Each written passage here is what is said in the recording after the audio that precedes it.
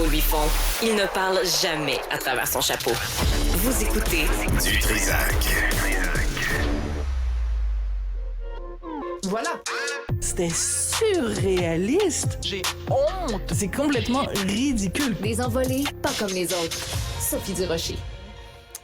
Anne Durocher, bonjour. Bonjour. Alors, tu veux me parler de quoi? Des temps sont durs pour le français ou qu'est-ce que tu veux faire? Écoute, en fin de semaine, il y avait un dossier extrêmement percutant dans le Journal de Montréal, le Journal de Québec, de nos deux collègues, Héloïse Archambault et Hugo Duchesne, Sorry, I don't speak French, sur le fait qui est quand même assez hallucinant qu'en 2022, encore au Québec, dans les hôpitaux, il y a des francophones qui ne peuvent pas se faire soigner en français. Et ça m'a rappelé ce qui s'est passé au mois de septembre l'année dernière. J'étais dans les toilettes de l'hôpital général juif et je t'ai accordé une entrevue. Voici ce que j'avais à te dire. Cette nuit, il y a la chirurgienne et le résident qui viennent me voir pour me parler de ma chirurgie. Unilingue anglais, les deux. C'est pas, il n'y en avait pas un qui parlait pas un mot de français puis l'autre pouvait me parler. Alors, c'était donc en septembre 2021. Donc, je t'ai appelé des toilettes parce que j'étais à l'urgence. J'attendais de me faire opérer pour la vésicule biliaire qui est super douloureuse. J'étais sous morphine, ce qui explique peut-être un peu le ton que j'avais. Et donc, à 3 reprises, chirurgiens résidents sont venus me voir, incapables de me parler en français.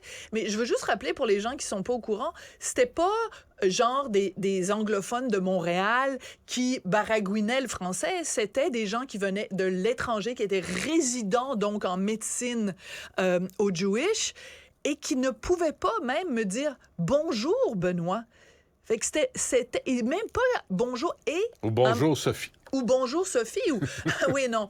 Et ce qui est particulier, c'est qu'une des 3 fois où je me suis fait donc m'expliquer ma chirurgie en anglais, et moi je parle parfaitement anglais, là, j'ai fait toutes mes études supérieures en anglais, c'est pas ça le problème, c'est que je leur ai dit en anglais, it is unacceptable. You should be ashamed of yourself. You can't even speak to me in my own language, in my own country. Et une des femmes médecins m'a répondu, tell that to your government because your government hired me. Tu diras ça à M. Dubé, puis tu diras ça à M. Legault parce que ce sont eux qui m'ont engagé. Et elle avait tout à fait raison d'une certaine façon. Comment se fait-il qu'on permet dans nos hôpitaux au Québec d'avoir des spécialistes, d'avoir des gens qui interagissent avec le public, s'ils sont dans le fin fond d'un laboratoire? Mais comment ça se fait qu'on accepte ça? Mais c'est un dilemme parce que tu as été opéré. Oui. Puis ils t'ont fait la job. Oui, attends, parce que là, c'est important de le mentionner. J'ai fini par être opérée par un 4e chirurgien, qui n'était pas un des 3 qui sont venus me voir au début, qui était pas un francophone d'origine, mais qui me parlait dans un français absolument impeccable. Et je le salue, j'ai été extrêmement bien soignée. Mais on parle du médecin, mais donc j'ai l'opération, puis t'es sous anesthésie générale. Donc quand t'es dans la salle de réveil, t'es complètement déphasé, t'es décalé, t'es sous l'effet des médicaments, t'es complètement dans un nuage pas super agréable. Et j'avais soif, là, tu peux pas savoir comment. Fait que j'arrêtais pas de dire j'ai soif, puis j'avais même pas les yeux ouverts, j'arrivais même pas. Et à un moment donné, j'entends une infirmière qui dit au préposé aux bénéficiaires, she's thirsty. Go and get her some water. On comprenait même pas ça. Parce que le préposé aux bénéficiaires ne parlait pas français. Fait que j'étais là toute seule dans ma salle de réveil, puis je disais j'ai soif. Le préposé aux bénéficiaires comprenait pas ce que je disais. Parce qu'il parlait pas français.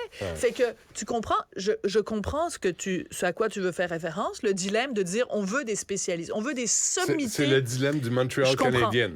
Tu veux des joueurs qui vont gagner les parties, qu'ils soient francophones ou pas. Puis là, au Québec, on est rendu là. On est rendu à se dire ça dérange plus, là, c'est pas grave. Non, mais c'est pas vrai, ça ne peut pas être ça, Benoît. Parce que je te donne un exemple. Mettons, t'es en Suisse. Mettons, t'es en France, là. Penses-tu qu'en France, ils ont le même dilemme, qu'ils se disent, nous, on veut des sommités qui viennent de partout à travers le monde, ils vont quand même exiger que ce soit des gens qui viennent de pays où on parle français. On n'est pas français. Jamais. On n'est pas oui, français. Mais alors, il faut arrêter à ce moment-là. À ce moment-là, si c'est ça, Benoît, c'est pas grave. On met la clé dans la porte. Puis on parle tous anglais. Puis on parle tous anglais. On en parlera ou plus, on parle tous bilingue. Mais dites-le nous. Moi, je veux que que mon gouvernement me regarde dans le blanc des yeux puis me dise, Madame Durocher, on a fait une croix là-dessus. Ça a été, à une certaine époque, une priorité, et ça n'en est plus une. Mais qu'on me le dise. Non, mais qu'on devienne tous anglophones, puis qu'on arrête de se casser les couilles. Puis qu'on arrête de se plaindre. Ouais. Parce que moi, je te le dis, Benoît, je te l'annonce aujourd'hui, tant que je vivrai jusqu'à mon dernier souffle sur mon lit de mort, je vais me battre pour être servi en français à Montréal, même pour être servi en français à Ottawa, même pour être servi... Je veux dire, si notre pays est officiellement bilingue... Je sais ce que tu veux dire, Sophie, là, mais en même temps, la réalité, là, fait que tu as toute une nouvelle génération qui dit... Ils s'en torchent. Excuse-moi de dire ça comme ça. Ils s'en foutent complètement. Ouais, c'est ça. Ils s'en foutent complètement. Fait qu'ils vont prendre des services dans quelques langues que ce soit, puis ça va être ça, le Québec. Non seulement ça, mais ils nous accusent, nous, d'être intolérants. Cette génération-là nous dit... Mais voyons donc, pourquoi vous vous plaignez? Oui, vous n'êtes pas fin. T'es pas fin avec le livreur qui parle pas français. T'es pas fin avec l'employé quand tu t'en vas dans une épicerie, quand tu t'en vas dans un commerce. On a eu le discours, là, tu sais, quand on est arrivé avec la loi 101, tout à coup, on s'est dit, OK, les nouveaux arrivants, peut-être, parlent pas français, mais leurs enfants vont le faire. Mais là, c'est rendu que leurs enfants, ça leur tente pas tant que ça d'apprendre le français. Fait que, il y a eu toutes sortes d'entourloupettes sous les libéraux où il n'y avait pas à fréquenter les écoles francophones. Fait que là, on se ramasse avec ça, puis tu as des commissions scolaires anglophones là, qui fleurissent un peu partout. Ouais. Qu'est-ce que tu vas faire? La caricature aujourd'hui est drôle là, dans le journal. Là. C'est dans le journal, ça? Excuse-moi, je ne l'ai pas vu. Le gars est à terre. Le gars est à terre, est en train de mourir dans son sang, puis t'as un médecin au-dessus de lui qui dit « Sorry, I don't speak French ». C'est excellent, je l'ai pas vu. Mais là, on va se ramasser là. Oui. Non, c'est décourageant. Est-ce qu'il nous reste du temps? Non, il en reste plus. Oui. Moi, je t'aurais parlé juste brièvement de mon club sportif, mais je pense que ça fait 25 fois que je te raconte l'histoire. Je suis dans un club sportif, dans un quartier où il y a des francophones, des anglophones, mais dans ce club sportif-là, il y a beaucoup d'anglophones. Pas la majorité, mais il y en a beaucoup. Bien, quand je vais à un cours de yoga, un cours de pilates, un cours de n'importe quelle niaiserie que je fais pour essayer de perdre du poids, quand il y a, mettons, 10 francophones, puis que le prof est francophone, il va donner le cours en français. Il suffit qu'il y ait un anglophone dans la classe, puis il passe à l'anglais ou il passe au bilingue. Puis le bilingue, ça veut dire 80% en anglais, puis de temps en temps, ils vont dire lève la droite, puis lève la gauche, puis le reste du temps, c'est en anglais. Et une fois, je suis arrivée dans le cours et la prof parlait juste en anglais. Fait que je suis allée la voir, je lui ai dit « Je m'excuse, mais il est hors de question que vous donniez votre cours en anglais seulement. » Et elle m'a dit, la dame, « I'm 70 years old. I've lived in Montreal all of my life.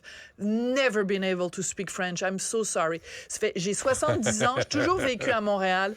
Je suis pas capable. Et elle était très, très, très mal à l'aise, la dame.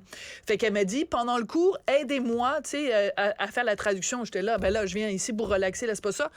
Peux-tu croire qu'à la fin du cours, il y a 2 francophones qui sont allés la voir en disant, tu sais, mettons qu'elle s'appelle Alexandra, « We're so sorry about what that lady just did.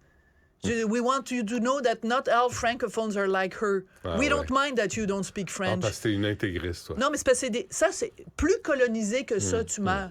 Quand c'est rendu que c'est des francophones, tu sais, merci, monsieur. Merci, monsieur. On est désolé, monsieur. Vous êtes bien gentil, monsieur. Mais pourquoi on se casse la tête? Si c'est ça, le Québec, si c'est ça, les Québécois, qui sont prêts à ramper pour pas déranger, qui s'excusent d'exister. S'excusent d'exister, c'est exactement ça. Ben, je vais conclure simplement avec les cowboys fringants. Si c'est ça, le Québec moderne, ben moi, je mets mon drapeau en berne. Ça va être ça. On t'écoute à 2h30. Ça demain. Cet après-midi, this afternoon. Vous venez de vous connecter en direct sur Cube Radio? Pas de stress. Tout est disponible en balado sur l'application Cube ou sur le site cube.ca.